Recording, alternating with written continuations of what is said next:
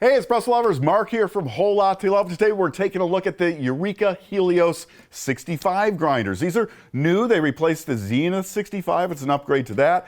They've refined the burrs, obviously changed the design quite a bit. But we're going to take a look. I'll take you inside. We'll show you all the capabilities. We'll talk a little bit about the specs and that kind of thing too. Now, these are prosumer level to right up to commercial grade grinding. These can grind 3 to 3.5 kilograms of coffee per day. They have very powerful 4.2 amp motors in these grinders. So I've got this one taken apart. Let's take a look at the Burr first. So, and we'll get into what's really special about Eureka grinders.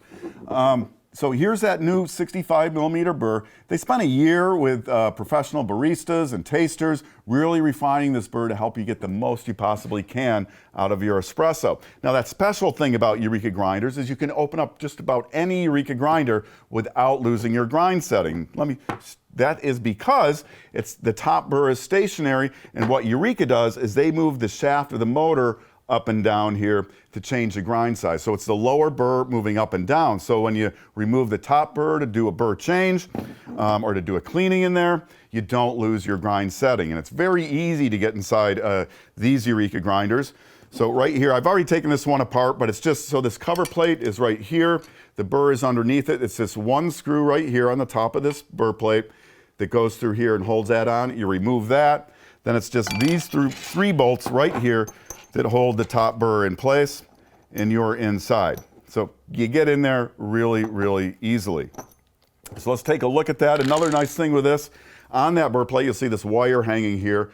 That is an interlock switch, so there's a tab on the hopper when you put it in. So if you get in there to clean things out, that hopper has to be in place for the grinder to operate. It's like a safety feature, so you're not going to lose any fingers should you forget to turn it off while you're doing a clean out.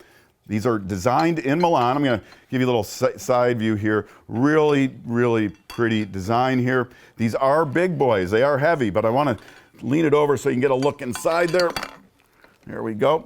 So there's the adjustment, and again, it's the bottom Burr that's moving up and down. Now, a lot of grinders, they have a very fine threaded ring on the top collar, and when you get inside them, you really have to be careful and clean them out before you put it back together, and of course you're going to lose your grind setting.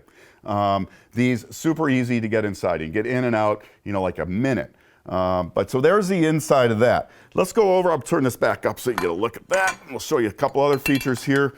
You have an adjustable portafilter support hook. I've got this one loose already. It's just a screwdriver here to loosen that up, and you can pull it down so you can size it for whatever portafilter you happen to be using. You can grind hands-free on these if you want. So that adjusts. Another nice feature that I like on these, you don't find on barely any grinders, is the ability to adjust the spout here. So you can change the angle of that, because you always want your coffee to hit into the center of the basket here. So you can adjust that if you want. Right here is the start switch. So if you're in one of 3 timed presets, you just press and it'll grind that time. If you happen to press again while it's grinding, it'll stop, and then you can restart it if you need to. Or it has a manual on-demand mode, so when you press and hold, it will keep grinding. So let's go over here to one I have that's plugged in, the yellow one over here. I figured we'd do the demos on that. And I'm going to set this up. I'm going to get out of this. I'm in a menu here. So here are those presets. So 1, 2, 3. You see you have counters here for each of those. So you know how many grind cycles you've done on each one. I was using another one earlier. I wanted to have the yellow one up here, so I haven't done a lot of grinding on this. Oh, little tip. Let's talk about seasoning of a grinder. You'll often hear that, and a lot of people had thought that, I have to grind all this coffee through it before I can actually use the ground coffee. That's not the case. What seasoning means is just getting a coating of oils on those burrs.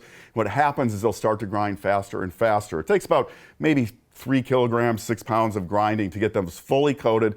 But you'll find if you set a time, when you first take this out of the box, that it's going to be grinding faster after a few pounds of grinding. That's what seasoning is. You can still use that coffee. So I'm going to set this to the on-demand, the manual right here. So for right here, it just grinds as you press. So stop pressing, it stops grinding. And it grinds quickly. These grind at about 4 grams per second at espresso sizes. So there's some of that ground coffee coming out of there, looking nice. On the time presets, again, 3 of those with the counters. I love how you change the times on these. It's a touch screen, so if I want to up the time, it's in 0.5 of a second increments. So each time I press, I get an extra 0.05 of a second increments. If I press and hold, it'll start to move faster. I like that. And again, you've got those 3 presets here, so you can do single, double, triple shots if you want with those. So right here on my double, I've got it set at 4 seconds. I'm gonna just press and release. Whoops, I didn't quite get that. There we go. It was still pressed against there. Everything's fine. But as you can see, you can stop grinding in the middle. I'll show you that. So let's say I was grinding, my phone rings, I press again, it stops. Keeps the remaining time and will continue. So that's a nice feature. So you got that. Again, there's that grind quality. It's looking really nice. But let's get into the menus and see. Now they come in a bunch of different colors. I got the yellow, the chrome, the white, the black. We have the red over there. There's some other colors available.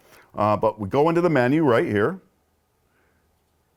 When I press, there we go. You've got your counters all right here. These are all resettable. So if you're using it commercially and want to know how many shots were ground in a day, then each day you can go in and reset these.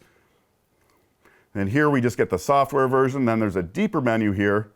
This is where we can do some counter resets.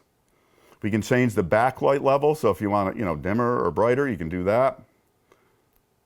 Then we can change the color. So right now I have the screen set to show yellow, but I can change that to blue, yellow, red, green. But I'm going to take it back to yellow here. There we go. And then we can get out of that. Oh, a couple other functions in here. I'm sorry, I forgot about those. So deeper into that menu right there. So we got that partial counter reset after we see the counters. And one more menu deep. Backlight, or displays. Oh, so you can select the dose every time. So what this means is when this is off, it's going to keep the dose. So if you just did a double, next time you go to use a grinder, it's going to be set on double. If I set that to on, it's just going to make me select which dose I want, that 1, 2, 3 or manual. So pretty straightforward.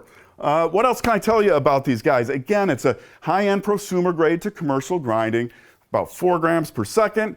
You'll like the adjustable spout on these. And honestly, for a 65 millimeter Burr grinder with this size motor in it, a really nice price and a really nice look. Now, we're gonna have some more videos coming up on these. Again, we've had these for a few weeks and been playing with them a bit. So we'll have some more on this. Also down in the description, if you want to take a look at, a smaller Burr Eureka grinder, I did do a review of their 50 and 55 millimeter Mignon grinders a couple weeks ago. So I'll link to those. Those are much, much smaller, but also come in a bunch of colors. So, if you like this sort of stuff, be sure and subscribe to the channel. I'm Mark. Thanks for watching. I do hope you will subscribe and come back soon for more of the best on everything coffee, brought to you by Whole Latte Love.